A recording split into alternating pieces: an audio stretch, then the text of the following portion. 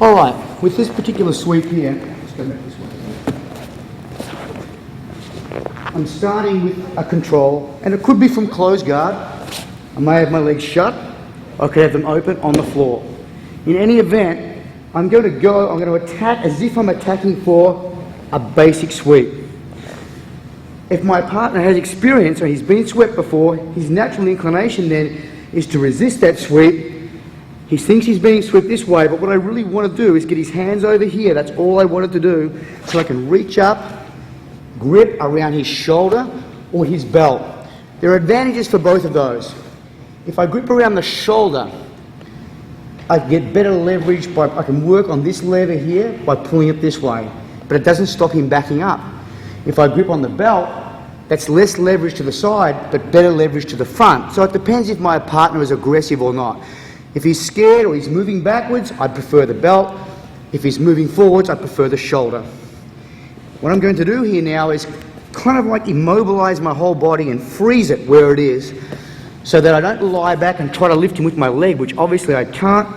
I'm going to rock like a cradle, lifting up with my leg as I rock, taking him off balance. He's going to come over. At this point here, before we get to the ground, my right hand would have come over his arm and through here. It's not essential, but if you do that, it really does set up for some great attacks. Plus, the sweep was moving in this direction, so by doing this, that prevents momentum from taking over and David going all the way to his knees. I need to, sometimes with our sweeps, especially sweeps that throw your partner away from you, you need to arrest that momentum and bring him back to a position of control. So, I control both sleeves with either of these grips that David mentioned in the last sweep. Move my hip out and knee through, pulling both over. Belt or the shoulder. Post. I rock back, lifting that knee nice and high. Grabbing that hand now and moving into side control. A little bit different angle here.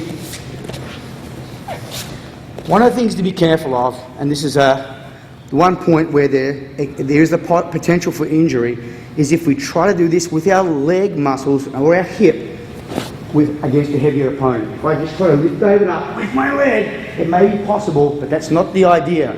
The whole idea is that I get a cradle-like action. And this is the case with many of our hooking sweeps.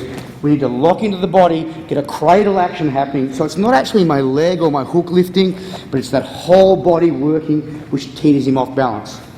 Same thing with this one. Even more importantly, because of the muscles on the outside of the hip are fairly weak. One, come up. Lock my body as one tight unit, take my arm away, over I go, control the arm and move in for a finish. One last time.